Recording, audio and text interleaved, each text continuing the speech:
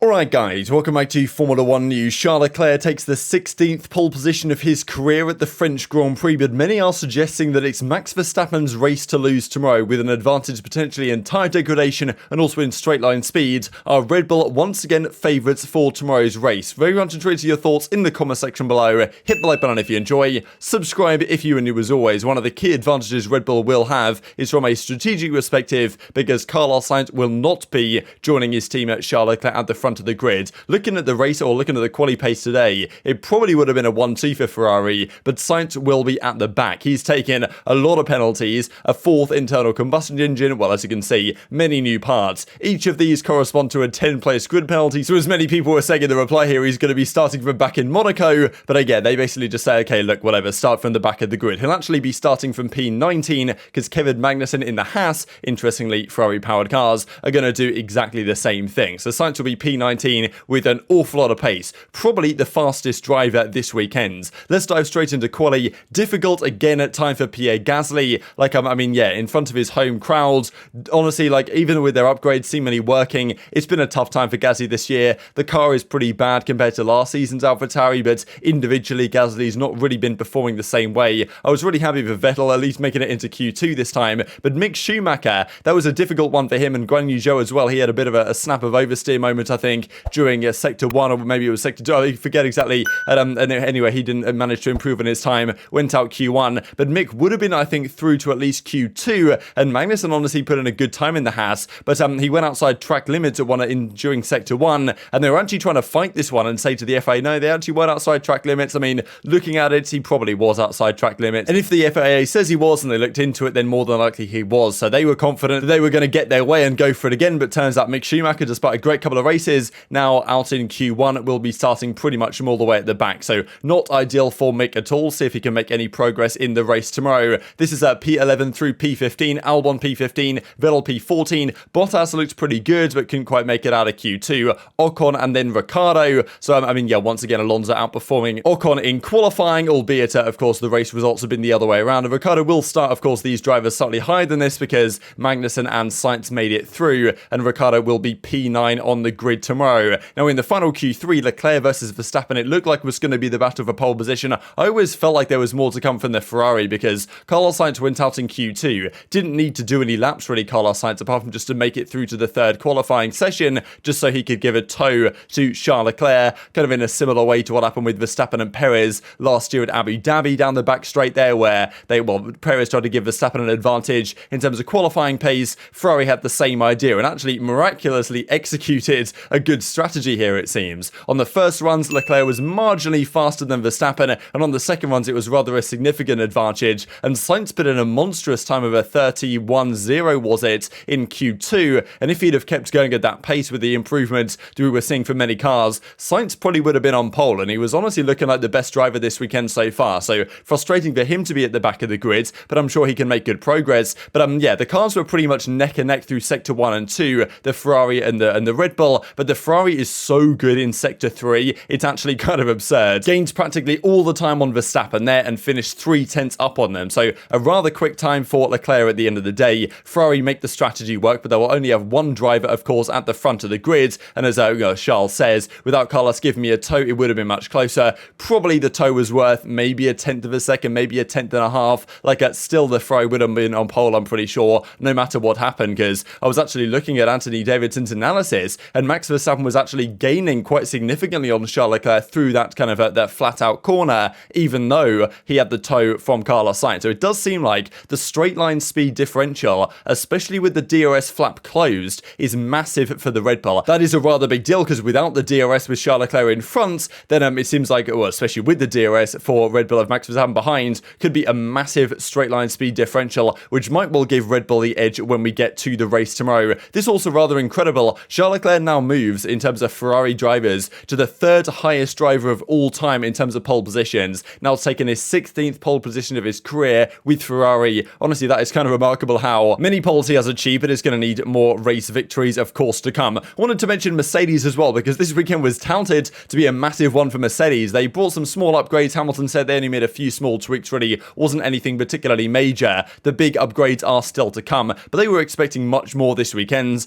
George Russell says, maybe on a good week weekends, they might be 2/10 off the pace. They're pretty much a second down. Yes, if you compare them to the Red Bull, it was only 5/10 of a second, but Hamilton came out actually of this session and was telling the media that lap he put together at the end of Q3 was like an absolute stunner lap. He said, I absolutely nailed it, right? I felt like it was a phenomenal lap, and to find out I was effectively a second off the pace was kind of mind-blowing to Hamilton, right? It does seem like, in fairness, like that there's still a big gap between the Red Bull, the Ferrari, and where Mercedes are, but Hamilton individually has certainly been upping his level, I think, since the start of the year. We've seen, I'm pretty sure, that since effectively the experiments have stopped for Hamilton on his car at the start of the year. They were doing all these experiments generally on Hamilton's car. Since that stopped, I think Hamilton is 4-0 in both qualifying and race pace up against George Russell. So it's more what we would expect from the 7-time world champion. But, maybe as the season progresses, if the Mercedes can get more competitive, we might be able to see Hamilton, even deliver better race results than he has been able to already. He still might be in the conversation for a podium, depending on what happens at the front of the grids. But of course, Sainz is going to be battling his way up very quickly from the back of the grid as well. And yeah, Toto Wolff just generally frustrated with the package they currently have that can't seem to deliver the performance week in, week out. Seems like the W13, like whatever they do to it, some weekends it just doesn't want to work at all. Maybe in the race pace it'll be a different story, but they're so far down, especially in Sector 3 to both the Red Bull and the Ferrari, that it's tough to see Mercedes really making any inroads tomorrow. And just looking at the qualifying head-to-head now, it's Leclerc leading Sainz and Norris leading Riccardo. Numbers you might expect, but Hamilton now catching up to Russell, tying it up at 6-6. And if the race goes Hamilton's way, it will be 6-6. I'm pretty sure as well in terms of races, even though Russell will probably still have more points depending on what happens tomorrow. Now, speaking of Red Bull though, there was some talk, okay, why didn't Checo, Perez give a toe to Max? But realistically, that wouldn't have worked out. You want to give both cars their opportunity to do it. And as Helmut Marko says, Mercedes and Hamilton were kind of close, like we had to be concerned about them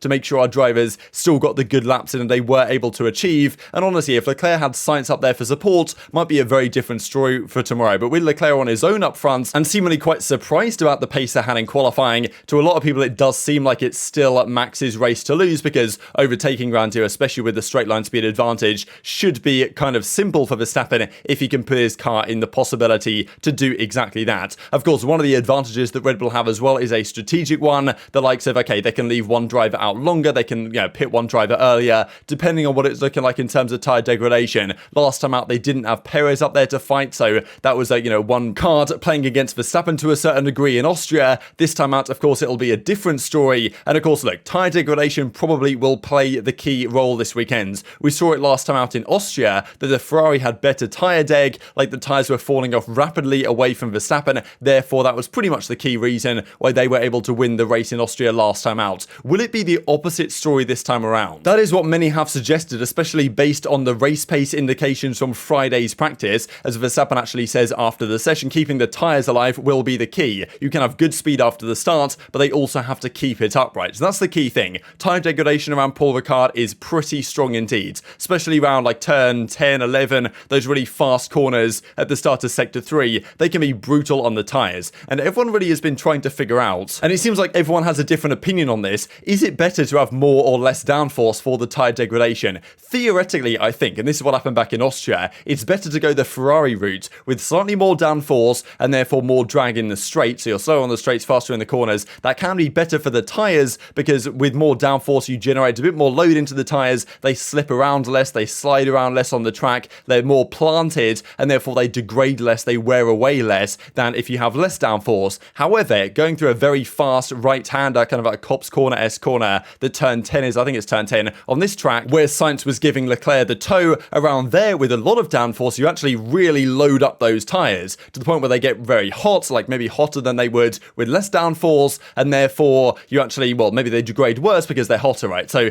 like, everyone seems to have a different opinion on whether it's a good or a bad thing to have more or less downforce, and really the teams don't seem to know. It could be Red Bull, it could be Ferrari that have worse downforce tomorrow, but based on the race pace indicators from Friday, and we can see here the numbers actually from Verstappen, that these were significantly faster than Leclerc's or Sainz's. So it does seem like in terms of race pace that Verstappen not only had much better race pace on Friday, but also as a result tyre degradation as well. So this is the key indicator, plus of course the straight line speed advantage, why people are saying that it is potentially Verstappen's race tomorrow. But as even Charles Leclerc does say after the race here actually, that apparently they were weaker on Friday in long run, and they know the reason why. So maybe Ferrari have figured out why their degradation seems to be worse on Friday, what they can do to fix it. So maybe Ferrari are thinking, actually, that's not a big deal. We should be okay, just like we were back in Austria. And in terms of one lap pace, they still do have it there, but we've seen earlier this season, for example, in Jeddah is a great example already, where Ferrari ran more downforce and just effectively had no answer to Verstappen on the straights. And that's very clear when you see these numbers right here. This is the gap to the fastest in the speed traps. Red Bull, of course, being the quickest, the Williams and the Alfa Tauri, the Haas actually rather close. It's then the McLaren, the Ferrari and the Mercedes, all 7 kilometers an hour down on the Red Bull in a straight line. And it seems to be even worse when the DRS is closed. So that's a big advantage for Red Bull tomorrow, but the tyre degradation probably will be the key factor here in the race. And also interesting to look at actually the kind of the sectors, because this does create some impact here. It seems like Red Bull and Mercedes especially are way off the pace there in sector 3, but Red Bull are going to lose a couple of tenths in sector 3. The kind of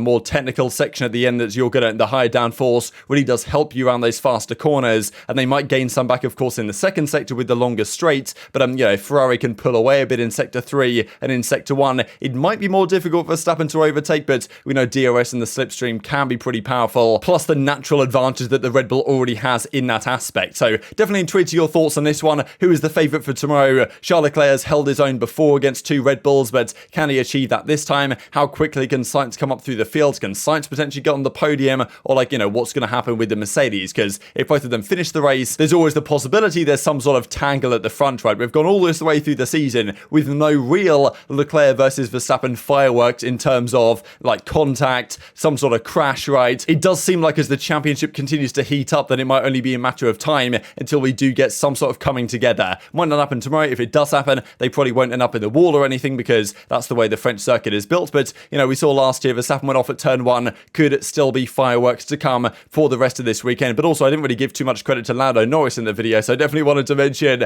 that Lando put in a stonking lap today in that McLaren, just taking that car to places that it doesn't deserve to be honest. But the upgrades do seem to work for him, but he's sandwiched right between the 2 Mercedes of Hamilton and George Russell. So honestly, Lando's driving right now he can be a future world champion. It's great to see, but we'll see if he can hang on to his position in tomorrow's race. It's going to be hard with the Mercedes generally better in race trim than they tend to be in qualifying. But very much intrigued to your thoughts on all this stuff in the comment section below. Hit the like button if you enjoyed, subscribe if you're new as always, take care of yourselves, and I'll see you next time.